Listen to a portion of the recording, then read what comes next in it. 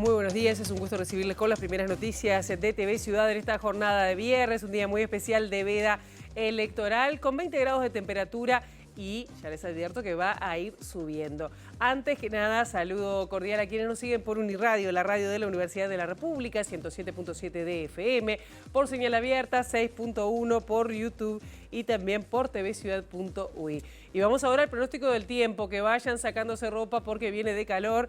Miren ustedes, la máxima de hoy va a ser de 25 grados, hay una alta humedad, el cielo estará algo nuboso con periodos de soleado. ¿Qué pasará mañana abriendo el fin de semana? 16 y 28 las temperaturas extremas, esto es para el área metropolitana, más calor va a haber en el norte del país. El cielo estará algo nuboso con periodos de soleado. No se prevén precipitaciones. El domingo 24 de noviembre, día de elecciones, las temperaturas irán aún más en aumento. 17-32 las temperaturas extremas para el área metropolitana. Ahí no aparece, pero las lluvias parece que asoman sobre el final de la jornada. Así que bueno, una jornada espléndida para el domingo, por lo menos durante toda la jornada. Muchos temas tenemos para compartir con ustedes hasta las 9 de la mañana, ninguno de ellos electorales, vamos a advertir, pero les decimos que la justicia mantuvo la prisión preventiva para Sebastián Mauvecín, imputado por una promesa de retribución a personas menores de edad en el caso del ex senador del Partido Nacional, Gustavo Penades. Más detalles vamos a dar en instantes nada más. También vamos a hablar de conflictos sindicales porque en esta jornada, este viernes, va a continuar en el Ministerio de Trabajo y Seguridad Social una negociación entre trabajadores y empresa de COPSA, que hubo un incumplimiento del pago acordado del 35% del salario antes de este miércoles. No se cumplió, ayer hubo un paro sorpresivo de los trabajadores de COPSA. Bueno, esta instancia de negociación que va a hacer esta jornada antes del mediodía. También vamos a hablar de desempleo porque, bueno, se conocieron las cifras del desempleo del mes de octubre. Se ubicó la tasa de desempleo en 7,13%, más en el interior del país que en Montevideo, como viene siendo, según datos del Instituto Nacional de Estadística. Los detalles más adelante también en esta edición. Vamos a estar hablando de Brasil porque hubo novedades. La Policía Federal de ese país presentó una acusación formal contra el expresidente brasileño Jair Bolsonaro por su presunta responsabilidad en la tentativa de golpe de Estado contra el actual mandatario Luis Ignacio Lula da Silva. Vamos a tener también columna, vamos a hablar de temas culturales por una personalidad que estuvo presente en Montevideo en las últimas horas, y también vamos a hablar de fentanilo porque vamos a estar recibiendo en la entrevista central a José Pedro Prieto, quien es biólogo y magíster en neurociencias, sobre el fentanilo. ¿Se acuerdan ustedes que hubo un robo, una faltante de fentanilo, ese opiáceo en el Hospital Maciel? Hubo una denuncia policial. Bueno, ¿qué está pasando? Bueno, ¿cuáles son los efectos en el cuerpo de esta droga?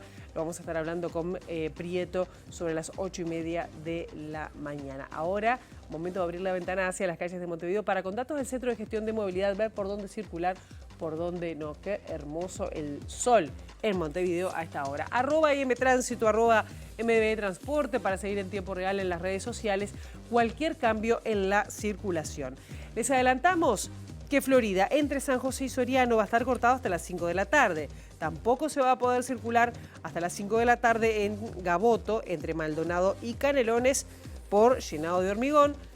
Arenal Grande, entre Rivera y Bransen, va a estar cortado hasta las 2 de la tarde. Y Luis de la Torre, entre Carlos Berg y Sarmiento, el corte será hasta las 6 de la tarde.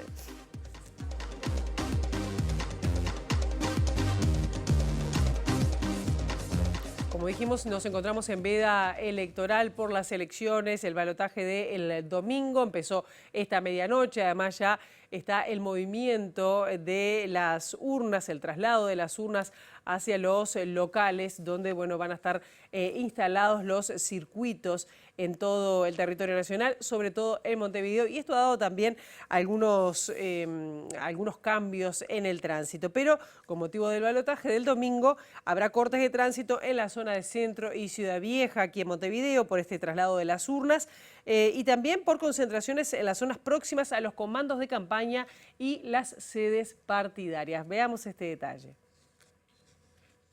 Desde las 5 horas del domingo hasta las 5 del lunes se cortarán las calles 25 de mayo entre Bartolomé Mitre y 33, Ituzaingó entre Rincón y Cerrito, Juan Carlos Gómez entre Cerrito y Rincón. Además de los cortes de calles y desvíos por el traslado de las urnas del balotaje y concentraciones en las sedes partidarias, los ómnibus tendrán servicios especiales. Serán reforzados de 7 a 19, implica contar con una frecuencia similar a la de un día hábil. Las líneas C1, C2, D1 y E14 harán desvío por 25 de mayo, Juncal, Cerrito y Lindolfo Cuesta. Estarán suprimidas las paradas por 25 de mayo. Regirá un corte en la calle General Fausto Aguilar entre Graciada y Martín García desde las 19 del domingo hasta las 2 del lunes. Las líneas 191 y 404 desviarán y estará suprimida la parada de Aguilar esquina Martín García. Regirá media calzada de circulación en Gonzalo Ramírez entre Minas y Magallanes desde las 19 horas del domingo hasta las 3 del lunes. Las líneas 17, 149, 300, 407 y 522 desviarán. Otros cortes de tránsito previstos son Avenida Moreno entre Avenida Luis Vallevarres y Camino Tompkinson, José Leguizamón entre Alberto Las Places y León, José Vázquez Ledesma entre Tomás Diago y Roque Graceras. Por armado de escenarios y concentraciones partidarias, regirán cortes de tránsito en 33 entre Reconquista y Rambla Gran Bretaña, desde las 7 del jueves 21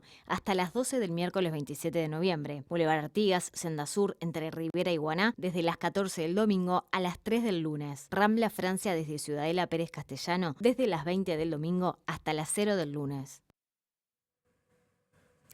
La Asociación Cristiana de Dirigentes de Empresas firmó un compromiso con los Ministerios de Desarrollo Social y del Interior para impulsar el programa de liberados, que busca brindar oportunidades laborales a personas liberadas del sistema carcelario. El ministro de Desarrollo Social, Alejandro Sciarra, destacó la importancia de llegar a las cárceles, escuchar y compartir con las personas privadas de libertad.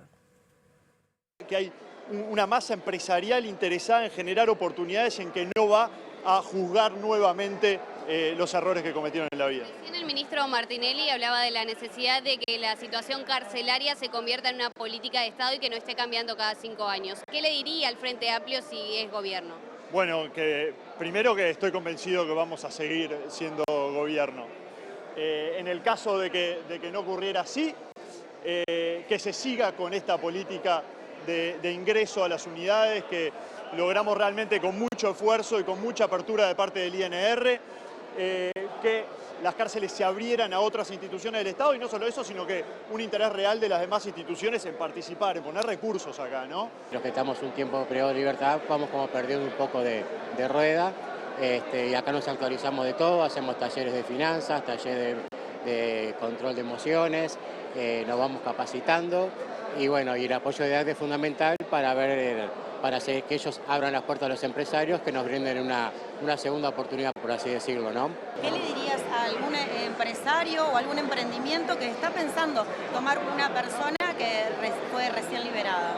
O sea, que a veces, que no es todo, a veces nosotros mismos tenemos oficios, trabajamos, y que no es tampoco todo lo malo que todo se cuenta, ¿no? Que, o sea, que pongan la fe en nosotros, que a la vez que salimos nos merecemos la oportunidad que nos están dando. El Ministerio del Interior presentó una nueva tecnología de inhibidores de señales de celular para usar dentro del sistema penitenciario. Según explicó el director de la División de Sistemas de Información del Ministerio, Fabricio Faúndez, el sistema va a favorecer el combate del delito dentro de los establecimientos carcelarios y va a permitir definir un área específica, identificar y bloquear cualquier dispositivo electrónico ilegal, según indicaron desde esa cartera.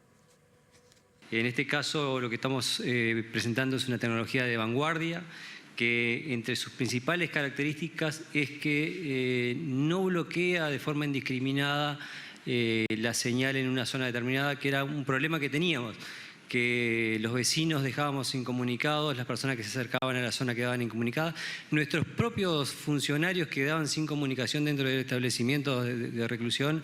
Y bueno, esta tecnología, como mencionaba, tiene componentes de inteligencia artificial que, entre otras cosas, lo que primero que hace es permitir definir un área bien clara donde la vamos a aplicar, que en este caso son los centros de reclusión, y hace un monitoreo, identifica los teléfonos que se encuentran activos, no solamente por su número de teléfono, sino también por el número de email. Claramente sacar y poner un chip es muy fácil, entonces al cambiar y poner otro chip no hay ningún tipo de dificultad porque lo que identificó es el aparato celular, el email del mismo, y nos permite identificar cuáles de ellos son los que se encuentran de forma ilegal dentro de un establecimiento y a partir de ahí definir que esos equipos pasan a integrar lo que nosotros llamamos una lista negra para ser efectivamente bloqueados. Y la justicia mantuvo la prisión preventiva para el profesor de Historia, Sebastián Maubecín, quien está imputado por promesa de retribución a personas menores de edad dentro de la causa que investiga al ex senador del Partido Nacional, Gustavo Penades. Maubecín está acusado de ser quien contactaba a las víctimas de Penades. La defensa del docente, a cargo de la abogada Dayana Abrasinskas, había solicitado un cambio en la medida cautelar, argumentando que es rehén de esta situación. La jueza Marcela Vargas consideró que no había ninguna situación que ameritara un cambio en los riesgos procesales, según confirmó el director de comunicación de Fiscalía, Javier Benech. Se entiende que son el entorpecimiento de la investigación y el riesgo para las víctimas, explicó Benech. La prisión preventiva está fijada hasta el 6 de febrero, añadió el responsable de comunicación de la Fiscalía. La defensa de Maubecín apeló esta resolución y por lo que el expediente ahora pasa a un tribunal de apelaciones. El desempleo en nuestro país se ubicó en 7.3% en el mes de octubre, según datos del Instituto Nacional de Estadística. La tasa de actividad se situó en 54.3% y la tasa de empleo en 59,6%. La tasa de desempleo en Uruguay se ubicó en 0,8 puntos porcentuales por debajo de la medición de septiembre, según datos publicados por el Instituto Nacional de Estadísticas, INE. En Montevideo, la tasa de desempleo es menor que en el interior, con registros de 6,5% y 7,9% en el resto del país. En octubre se registró un aumento en el empleo, con la tasa subiendo al 59,6% y al mismo tiempo bajo la tasa de actividad, lo que derivó en una caída de la tasa de desempleo, que bajó al 7,3%, el mínimo desde 2021. Según el INE, hay 1.752.000 personas ocupadas, cifra que supera en casi 40.000 lo registrado hace un año atrás. Los desocupados se estiman en 139.000, unos 20.000 menos que hace un año. Según el informe, al observar las características de las personas ocupadas, se estima que 8,8% se encuentra subempleada, mientras que el no registro a la seguridad social por el trabajo principal se sitúa en el 21,7%. En cuanto al promedio de horas efectivas trabajadas en la ocupación principal, se estimó en 35,7 horas. Volvemos a temas judiciales porque ustedes vean que 2 fiscales del departamento de Tacuarembó se abstuvieron de investigar la denuncia penal contra el intendente de ese departamento, Wilson Esquerra, y el asunto será investigado por la Fiscalía de Primer Turno del departamento de Durazno. Esquerra fue denunciado por conjunción del interés público y privado debido a que le solicitó a la Junta Departamental la recategorización de un predio que él le vendió a una empresa brasileña. En primera instancia, el caso fue asignado a la fiscal de Tacuarembó, Marlene Canosa. Luego pasó a la fiscal de Paso de los Toros, Fabiana Corvo, quien fue trasladada al departamento de La Valleja. Por último, antes del traslado de la causa a Durazno, el caso estaba a manos del fiscal Rodrigo González, quien se abstuvo de seguir en la investigación. Vamos a otros temas ambientales, porque la organización Redes Amigos de la Tierra publicó un conjunto de propuestas sobre justicia ambiental en el marco de la campaña electoral y lanzó la iniciativa de divulgación Lo ambiental es político, lo político es ambiental. Entre otros planteos, se propone fomentar la agroecología y limitar el modelo forestal.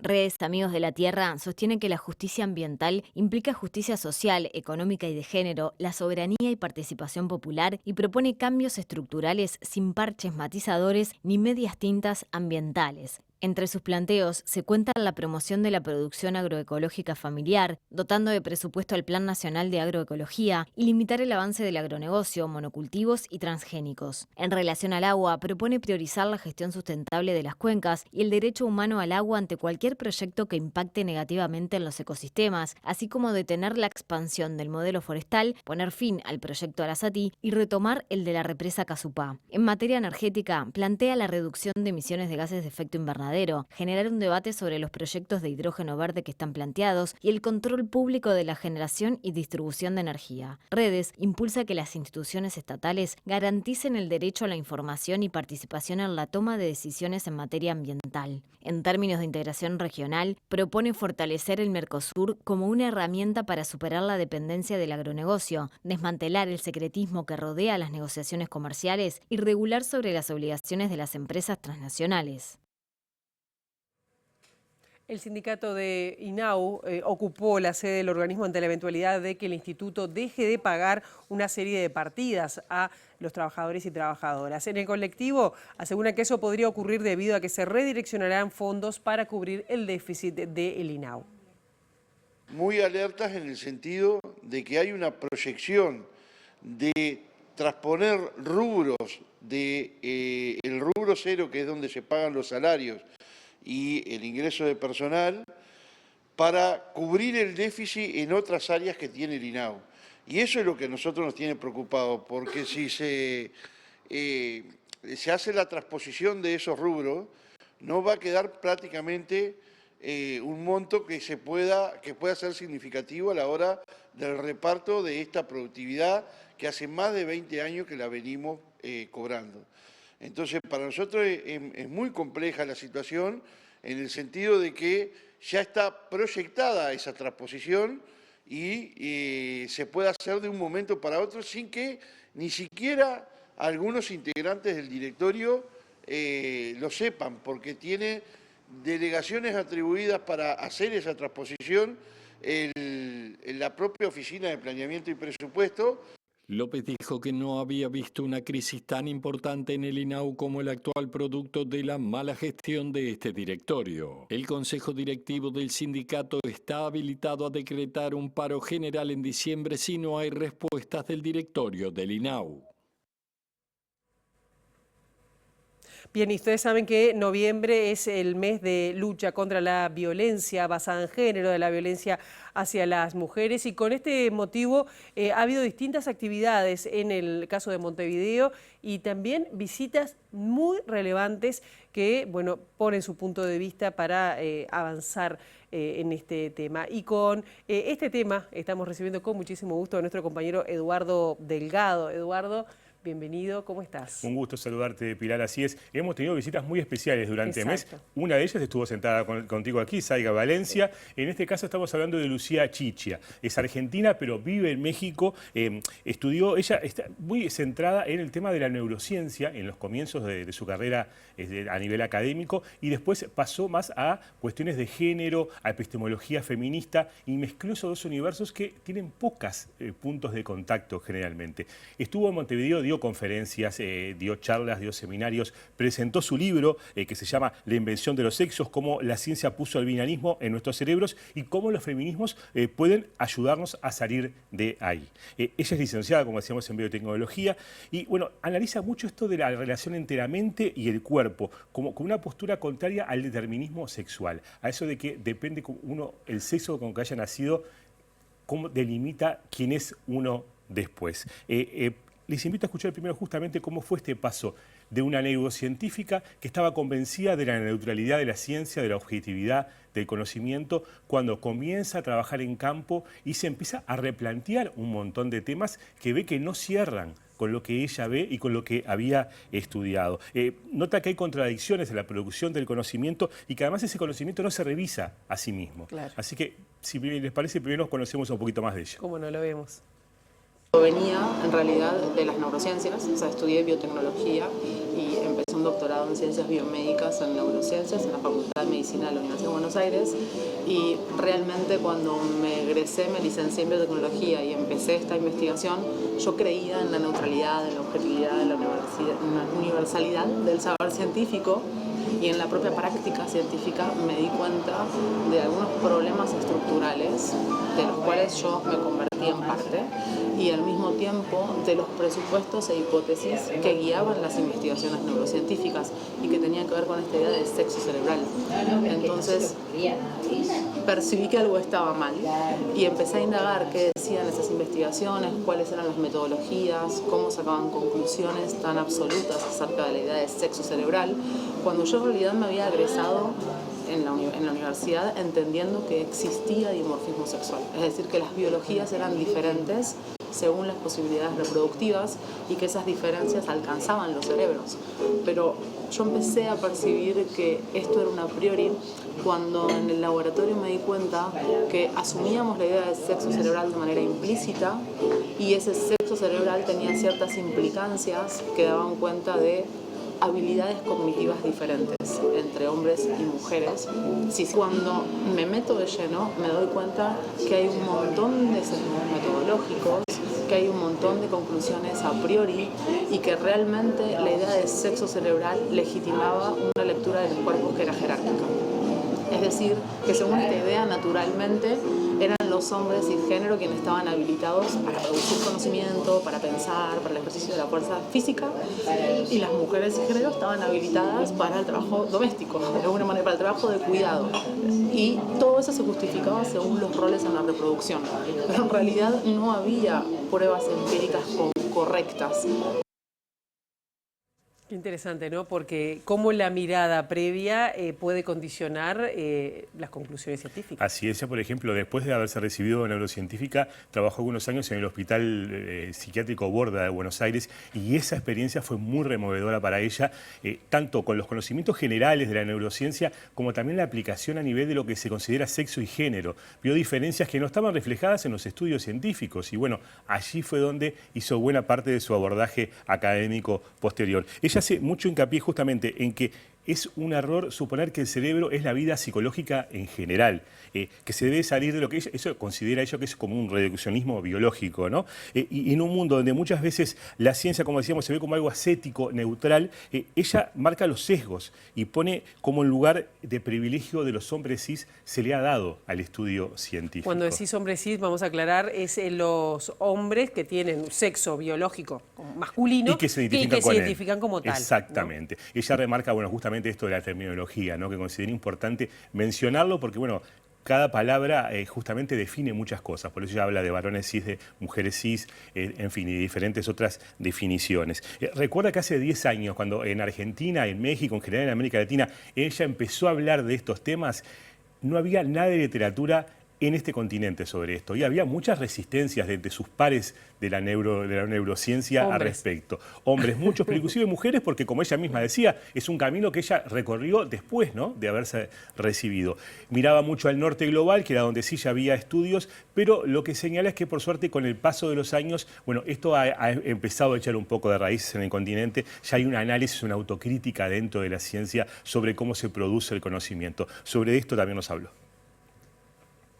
Hoy sí hay una apertura y un conocimiento general de la gente que está en este ámbito, de conocer el discurso neurocientífico predominante y también sus críticas o las críticas que hemos hecho, que es que justamente por la plasticidad que nos caracteriza como especie y sobre todo la plasticidad de nuestros cerebros, plasticidad quiere decir cómo nos modificamos biológicamente a través de la experiencia, es imposible caracterizar que las diferencias que observamos, si hubiera entre hombres y mujeres y género en cierto volumen de una estructura cerebral o en cierto patrón de activación neuronal, se deben a diferencias de sexo. ¿Por qué es imposible esta afirmación? Porque eso supondría que estamos viendo diferencias en un cerebro libre de cultura, libre de prácticas de género, que también pueden expresarse biológicamente. Entonces lo que decimos es cualquier discurso que pueda ser válido debe referirse a diferencias de sexo-género, porque no sabemos si esas diferencias se deben a la idea de sexo, que tiene que ver con las características biológicas que vinculamos a la reproducción, como tipo de cromosomas sexuales o niveles de testosterona, o se puede deber a prácticas de género, como por ejemplo entrenamientos que tienen que ver con tareas y ocupaciones específicas que asociamos a lo masculino y a lo femenino, o si son una mezcla de ambos factores. Entonces, ningún discurso científico serio puede hablar hoy de diferencias de sexo, y eso ya es ampliamente aceptado en la comunidad. La discusión que sigue es, bueno, a ver cuánto juega el género en estas diferencias. Porque lo que suele pasar es que el sexo es lo fundamental y el género es periférico y se suma a esta biología ahistórica y transcultural, ¿no? Y ese es el debate actual. Es cuánto el género puede explicar las diferencias. Qué interesante esta discusión, Eduardo, cuando a veces hay como impulsos para negar lo que es la perspectiva de género, ¿no? Que hablan de ideología de género como una cuestión, como que existe negativa y con una mirada... Primero, algo que a las claras no existe como la ideología de género y negar la incidencia de lo social en la formación de un individuo, bueno, ese es un poco de locos, pero bueno, sí, cada tanto hay oleadas que vuelven a ese lugar. Ella justamente habla en este sentido de que a veces profundizar el conocimiento según un sistema de creencias no quiere decir que sea el conocimiento verdadero, es el que funciona en ese momento y que va variando con el correr del tiempo. En ese sentido es que dice, parte lo decía en este tape, que la ciencia muchas veces ve al hombre cisgénero como el sujeto universal que representa a todas las corporalidades y dejando afuera, bueno, nada menos que, por ejemplo, a más del 50% de la población que son las mujeres. Y también hace énfasis en un tema que me parece bien interesante, que es ver la experimentación científica, cómo se ha realizado históricamente, que ha utilizado muchas veces a poblaciones vulnerables, por ejemplo, mujeres indígenas, mujeres afrodescendientes. Y por eso invita mucho a estar siempre atento a reflexionar cómo se realiza la investigación científica. Sobre esto nos habla. Hay un doble juego muy perverso. Primero, que el macho y el hombre cisgénero parecen el sujeto universal. Entonces, si tenemos ese individuo de la especie, representamos a todas las corporalidades. Y eso ha sido ampliamente criticado. Pero no quiere decir que cuando una persona afirma es sesgado hacer experimentos solo en machos o en hombres cisgénero, necesitamos incluir hembras y mujeres cisgénero, es sesgado suponer que esa inclusión remite a caracterizar el sexo como una variable. Simplemente decimos, hay que incluir a hembras, hay que incluir a mujeres cisgénero, hay que incluir a todas las corporalidades, mujeres cisgénero, heterosexuales y personas de la comunidad LGBTIQ+, pero solo para tener una mayor representatividad de la especie, no para considerar una variable biológica cada corporalidad, porque si no caeríamos en una lectura esencialista donde pareciera que una sexualidad o una identidad tiene un correlato estricto biológico, y eso no sucede, porque la biología justamente es plástica, ¿no? Y el segundo factor que tiene que ver con lo que vos mencionabas es que las experimentaciones no oficiales e ilegales han sido históricamente con poblaciones vulnerables o vulneradas, como poblaciones afro e indígenas. Esto es muy claro en la historia de la ginecología. Mujeres cisgénero negras torturadas, incluso cuando existía la anestesia es de 1850, porque supuestamente resistían más el dolor. Y esos saberes hoy están presentes en el ámbito clínico. Entonces sí necesitamos ser conscientes de dónde viene este conocimiento, porque todos quienes somos usuarios de salud lo usamos. Y por supuesto no significa sentirnos culpables cada vez que damos una consulta ginecológica, pero sí conscientes y ver cómo se produjo el conocimiento hasta acá y preguntarnos cómo se está produciendo y por ahí no nos enteramos. Bueno, muy fuerte esto que decía, esto último, ¿no? Sí, muy eso de aguantar el dolor, digo, no te quejes, ¿qué? ¿No? Claro. Y por eso estar siempre atento a, así como ocurrió antes, ver cómo ahora la ciencia investiga y quiénes son sus sujetos de análisis. Y también más allá, lo aplica, por ejemplo, a temas puntuales como el deporte. Para Sicha, el deporte es de los ámbitos donde hay más sexismo y racismo en general. Ella lo que sostiene es que, y bueno, es que yo creo que es un planteo como muy interpelante de ella, ¿no? Considera que, además de esto del deporte, que las mujeres no tienen limitantes biológicas que se plantean habitualmente, que depende de la cultura donde se hayan creado. Y eso marca muchas veces diferencias que a veces uno da como por hecho, pero no es así. Y bueno, pone como ejemplo lo ocurrido en los Juegos Olímpicos con la boxeadora argelina, que fue fuertemente discriminada. Bueno, y ahí había un componente, no había un componente biológico, sino había un componente sexista y racista. Y por aquí me quedo con esta poco habitual, aprovechando la veda, tratando de temas diferentes, como fue la mirada de Lucía Chichia sobre los géneros y los sexos. No, y además, digo, bueno, intelectuales que pasan por Montevideo, siempre es interesante poder replicar que a veces no tienen el espacio en los medios de comunicación, así que bueno, siempre es bienvenido este tipo de aportes. Gracias, un gusto. Eduardo. Hacemos una brevísima pausa, a la vuelta de la misma vamos a estar hablando de fentanilo también desde el punto de vista científico y la repercusión que tiene en el cuerpo. Ya venimos.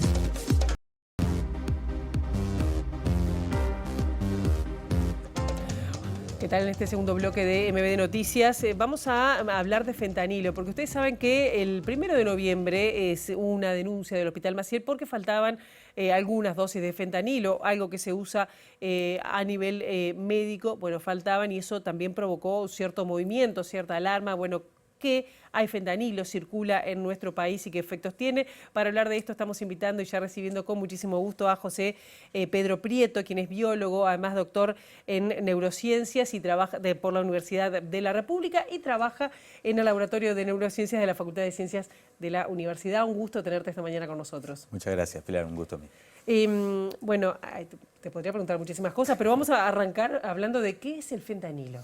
Bien, el fentanilo es una molécula sintética que es de la familia de los opioides. Esto significa que es muy similar, por ejemplo, a la morfina, que es el opioide más clásico, quizás más conocido. La morfina, por ejemplo, es una molécula que se extrae, es el principio activo, o sea, el que tiene una actividad en el cerebro y en nuestro cuerpo, que se extrae de la planta amapola, de la dormilera, que el nombre científico es Papaver somniferum, pero que bueno, ha tenido un uso médico, digamos, de hace mucho. O sea, en realidad lo que se extrae de la planta es una sustancia, que es el opio, por eso ahí se denominan opioides, que tiene un uso médico ancestral. Pero bueno, la molécula que genera los efectos es la morfina. Entonces, lo que ocurre es que esta molécula tiene unas funciones, unos efectos muy grandes para disminuir el dolor, como anestesia, son anestésicos muy poderosos.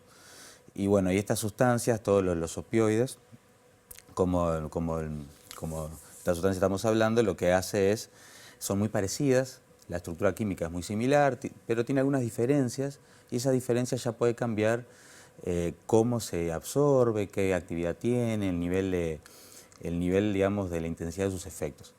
Entonces, No, porque además lo que te quería preguntar, cuando uno habla del fentanilo, hace ya unos años, quizás unos meses, digo, todavía se ha visto esa gente en Estados Unidos que queda como dormida, parada en la calle. Entonces, digo, eso llamó la atención y digo, bueno, eso está acá. Y ¿cuáles son los efectos que produce el fentanilo? Bien, el fentanilo, al ser muy parecido a la morfina, pero con algunas diferencias, lo que ocurre es que es mucho más potente que la morfina. A veces se habla de 50, 100 veces más potente, pero en realidad eso depende de la persona, las condiciones, pero sí tiene unos efectos mucho mayores, pero muy similares. Los efectos principales son una anestesia muy grande, una analgesia muy grande, disminución del dolor. Claro. Sí, por eso su uso clínico generalmente tiene un uso clínico muy importante. Y eso se da en condiciones donde hay un dolor muy intenso y que no remite con analgésicos de otro tipo. Por ejemplo, luego de cirugías muy importantes, personas con dolor crónico, personas capaz con dolores asociados a los huesos o algunos cánceres, ¿sí? Y se puede administrar de distintas formas. Se puede inyectar, puede ser una pastilla, puede ser un spray, puede ser como unos parches de nicotina a nivel local para dolores más locales, pero también genera otros efectos. También genera una sedación, una relajación, y también tiene unos efectos de generar un estado de bienestar muy profundo, un estado de placer, de felicidad. Entonces, el uso clínico está muy regulado, principalmente porque, así como tiene efectos analgésicos muy importantes, también tiene un potencial adictivo. Estas sustancias generan y afectan lo que es el sistema de recompensa del cerebro, generan ese efecto de bienestar muy profundo, y en algunas personas, con el uso repetido, puede generar una adicción. Claro, que se necesiten además dosis más grandes para... Sí, estas sustancias se caracterizan por tener algo que se denomina tolerancia, que quiere decir que progresivamente vamos a necesitar más dosis para el mismo efecto. Claro. No quiere decir que las personas que consumen o utilizan porque lo necesitan en un digamos, ambiente clínico vayan ya enseguida a generar un proceso adictivo. Cuando se usan es porque es muy necesario, acá el uso está muy regulado, pero sí en algunas personas con vulnerabilidades que hacen más susceptibles a iniciar procesos adictivos, bueno, quizás si tiene, por ejemplo, un dolor crónico y tiene que tomar de manera repetida, está más en riesgo de generar un proceso adictivo. José Pedro, tú has estudiado también mucho lo que tiene que ver con la pasta base y los efectos, que además, de los 2000 a esta parte, que también explotó y todavía seguimos viendo graves efectos de esto. Sí. Si me lo comparás en cuanto al nivel de adicción, al nivel de la rapidez con que uno puede llegar a caer en esto, ¿cómo sería? Bien, me gustaría aclarar una cosita más y te contesto eso de que otro efecto que tiene, porque de dónde viene también el peligro, no solo por la parte adictiva, sino que por este efecto placentero que tiene, también hay un uso, digamos, recreativo. Y el peligro de eso es que estas sustancias a altas dosis tienen efectos de sedación muy profundos que luego pueden incluso generar una disminución respiratoria. O sea, con dosis muy altas, que esto en el perfil clínico controlado no ocurre, pero quizás puede ocurrir en lo que es el uso recreativo. Con una dosis muy alta, el nivel de disminución de lo que son las células, las neuronas del cerebro, puede ser tan alto que incluso puede bajar la actividad de las neuronas, que lo que hacen es controlar la actividad del diafragma, que controla nuestra respiración, y de esa manera, a dosis muy altas, se empieza a ver una depresión respiratoria. Entonces la persona empieza a respirar ya muy poquito, cada vez menos, y bueno, y puede llegar incluso a generar una muerte por hipoxia, porque la persona deja de respirar. Claro. ¿Ese es el efecto en el cerebro o hay más? Bueno, en realidad en el cerebro estas sustancias justamente se denominan opioides. Nosotros tenemos en nuestro cuerpo, en todo el cerebro, en la médula espinal, en el sistema periférico, que son los nervios que van a todo el resto de los órganos y también en el sistema digestivo, receptores, que son proteínas, que van a interactuar con estas sustancias y generar un cambio en las células. Nosotros tenemos receptores para sustancias opioides, porque nosotros tenemos moléculas de ese tipo que producimos nosotros. Las famosas endorfinas que se nos genera cuando hacemos ejercicio, reímos, hacemos algo que nos gusta, son moléculas opioides. Las de la felicidad que le dicen. Le dicen la felicidad porque justamente generan este estado de bienestar, pero también incluso en estados de mucho estrés. Por ejemplo, tenemos un choque, tenemos una lesión muy fuerte, hay una descarga de adrenalina que hace que se liberen muchas de estas endorfinas y por eso por un tiempo no vamos a sentir dolor. Viste que a veces es común que en estados de mucho estrés capaz la persona no se da cuenta que tiene una herida grave, justamente porque está actuando ese sistema. Que está en todo el cerebro, como te decía, está en muchas partes del cuerpo. Entonces, claro, el fentanilo, la morfina, actúan en esos receptores. Por eso cuando hay por ejemplo, una sobredosis y hay un riesgo respiratorio, lo que se utiliza para salir de ese estado es la naloxona, que es una sustancia que lo que hace es bloquear estos receptores, los bloquea, entonces ya evita que el fentanilo o la morfina se sigan uniendo. Claro. Y eso evita, entonces, es como una atención puntual para salir de esa sobredosis. Recién te estaba preguntando respecto a cuáles son las diferencias o similitudes. Con respecto a el fentanilo y la pasta base, pero sobre todo también pensando en la introducción que puede tener este tipo de consumo o adicción en nuestro país. Bien, son drogas muy distintas en el sentido que son de familias distintas. El fentanilo es un opioide, que en general es un depresor del sistema nervioso. La pasta base de cocaína es una droga psicoestimulante, o sea que en general justamente tiene como el efecto opuesto. Ambas drogas tienen un potencial adictivo muy alto, a veces depende también mucho de la vía de administración. En general, cuanto más rápido llega una droga al cerebro, mayor es su potencial adictivo. La pasta base se consume por la vía de inhalación pulmonar, es una de las vías más rápidas que hay. Enseguida llega al cerebro, o sea, va a los pulmones, que ahora son cerebro, en 3-5 segundos ya está en el cerebro. Y eso hace que tenga un efecto muy, muy intenso, pero también muy corto. El fentanilo se puede consumir por distintas vías, también se puede fumar. Eso ahora hace poco en Estados Unidos se está generando un problema mayor. Estados Unidos sí tiene un problema muy grande con el consumo de opioides. En Uruguay, por lo que tengo entendido, no es un consumo significativo todavía el de fentanilo, pero siempre hay que estar atentos. pero ahora en Estados Unidos se está fumando más y eso ha generado mayor cantidad de sobredosis, mayores efectos. Pero bueno, los dos, una cosa que tienen en común es que los dos impactan en lo que son sistemas de recompensa, los dos generan esa sensación también de bienestar y los dos tienen ese potencial adictivo. Pero son drogas distintas, cada droga tiene sus características y bueno, no es lo mismo usar, los riesgos asociados son distintos con distintas drogas. Por ejemplo, en el caso del fentanilo, ese consumo que se da, muchas veces el consumo recreativo está dado o fentanilo solo, puede ser en pastillas o puede ser también en polvo, o por distintas vías, spray, también puede estar en papel secante y abajo de la lengua, se puede dar por muchas vías, o también puede ser, se usa como adulterante en algunas sustancias de síntesis, por ejemplo en el éxtasis. Claro. Adulterante como una sustancia que se agrega, ¿sí?, a una droga para imitar o potenciar sus efectos, para que sea más barato. Es una bomba. Sí, a veces se usa para, bueno, porque imita el efecto y sale más barato, o para aumentar el volumen, son cosas extras. Pero ¿y hay riesgo de que pase como en Estados Unidos, esa zonas de Estados Unidos o de ciudades que son como de zombies, que pueda pasar este tipo de cosas acá? Bueno, ahí habría que estudiar la parte epidemiológica. Yo, como te decía, por lo que tengo entendido ahora, no es un consumo que esté presente en Uruguay de manera significativa. Sobre todo, acá lo que sí hay es muy buenos y muy fuertes los controles para que el acceso al fentanilo sea a través del uso médico y de esa parte del acceso, por lo menos, es siempre difícil. Ahora, es un polvo, es muy difícil de controlar, es muy potente, se necesita muy poco para generar efectos.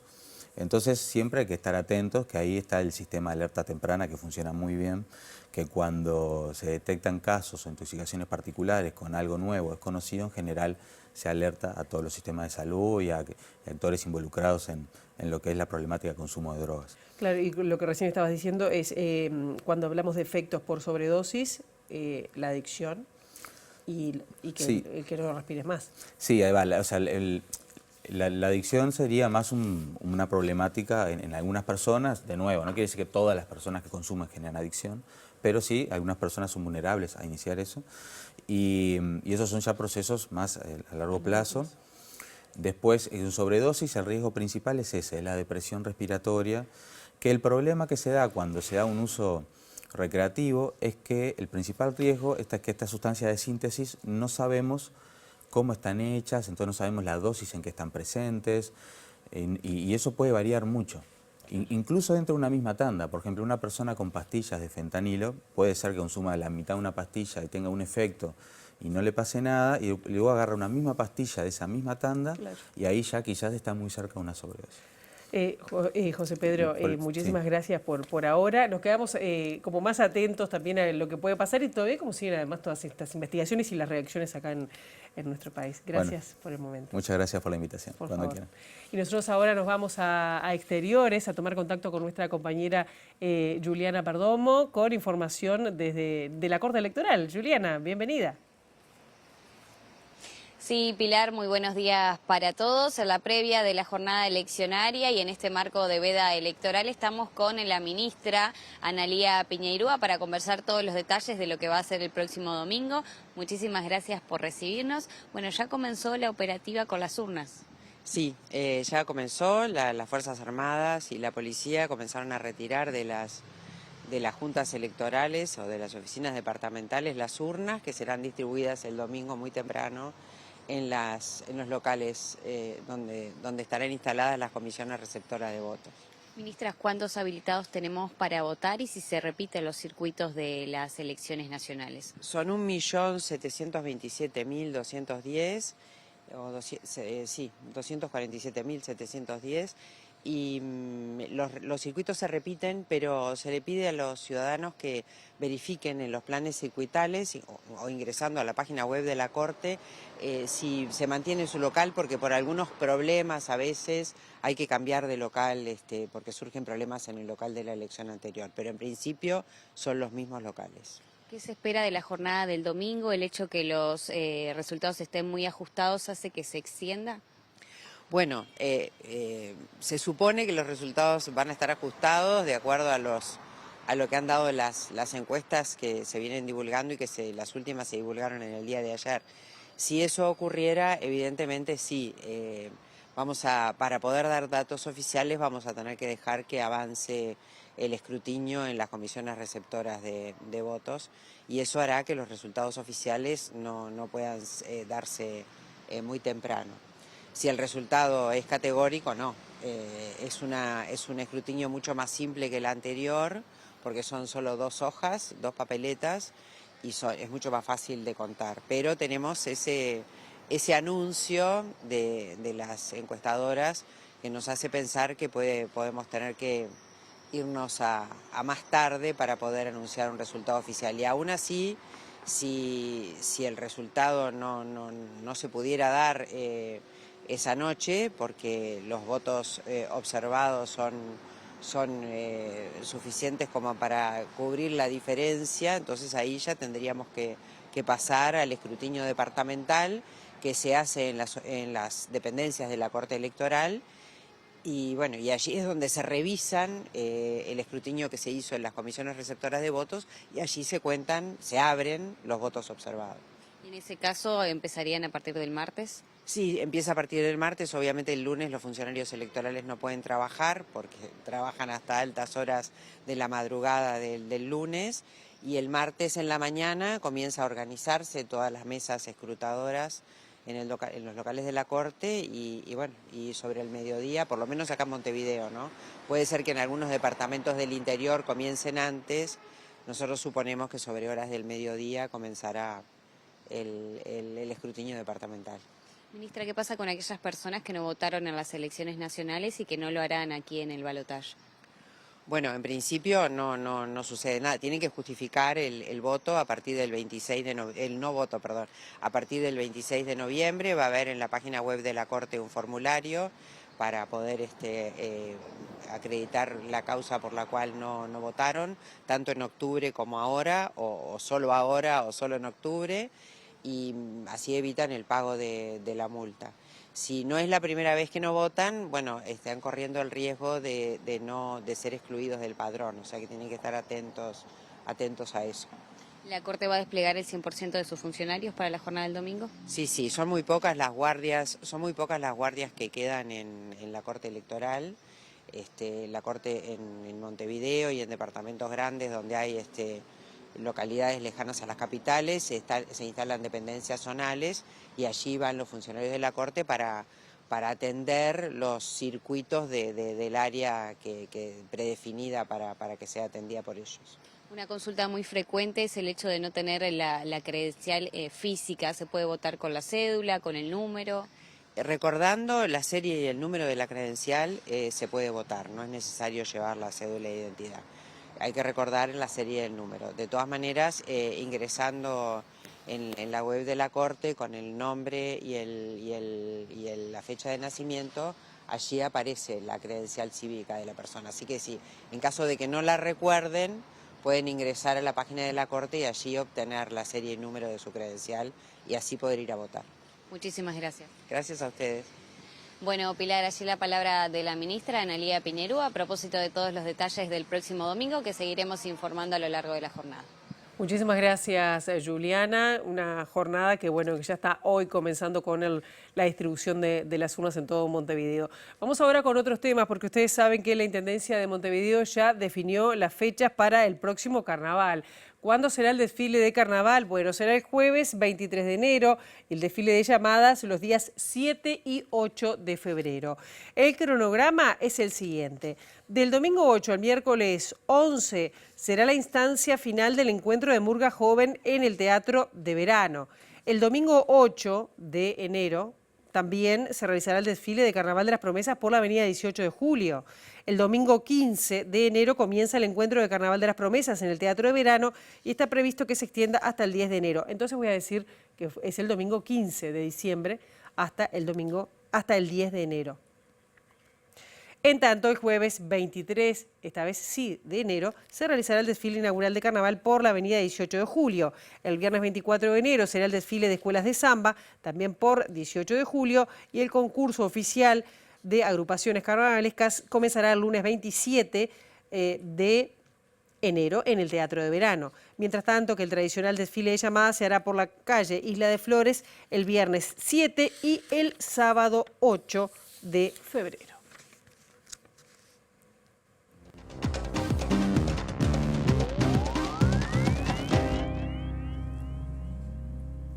Y nos vamos a enfocar en el conflicto en Rusia y Ucrania, porque Rusia lanzó un nuevo ataque contra un objetivo ucraniano con un nuevo misil de medio alcance en respuesta a los ataques de Ucrania contra el territorio ruso, internacionalmente reconocido, según anunció el presidente ruso Vladimir Putin. En su primera aparición pública tras el ataque ucraniano con misiles de largo alcance a territorio ruso, el presidente Vladimir Putin confirmó hoy que se probó en condiciones de combate uno de los sistemas rusos de misiles de alcance medio más novedosos, con el lanzamiento de un equipo hipersónico no nuclear, y afirmó que es en respuesta a las acciones ucranianas de las últimas horas. Las pruebas fueron exitosas, se ha logrado el objetivo del lanzamiento, que era atacar uno de los mayores complejos industriales conocidos desde la época de la Unión Soviética, que hoy produce tecnología de misiles y otras armas, afirmó el mandatario ruso, y sostuvo que actualmente no existen medios para contrarrestar este tipo de armas que desarrollan velocidades de Mach 10, equivalentes a 3 kilómetros por segundo, lo que lo hace imposible de interceptar. El mandatario ruso afirmó que Estados Unidos cometió un error al destruir unilateralmente el Tratado sobre Fuerzas Nucleares de Alcance Intermedio en 2019 con un pretexto descabellado, y que al seguir aferrándose a su hegemonía está empujando al mundo entero hacia un conflicto global, reiteró Putin. La Casa Blanca, por su parte, afirmó a través de su portavoz Karine Jean-Pierre que Estados Unidos está al tanto del lanzamiento de un misil balístico de alcance intermedio contra Ucrania y que Washington realizó consultas con Kiev y sus aliados para ayudarles a prepararse, asegurando que el lanzamiento del misil ruso no tendrá efecto disuasorio sobre la política de Washington hacia Ucrania. Hasta aquí llegamos con esta primera edición. Ahora quedan en compañía de nuestros compañeros de Ciudad Viva. La actualización informativa será a las 13, a las 18:55. El domingo, bueno, día especial de transmisión, bien tempranito en streaming, y luego también después de las 18 horas la transmisión en pantalla de TV Ciudad de todo lo que ocurre en las elecciones estas de balotaje de segunda vuelta. Nosotros nos estamos reencontrando el próximo lunes a las 8 en punto con las primeras noticias de TV Ciudad y las repercusiones del balotaje. Pasen bien.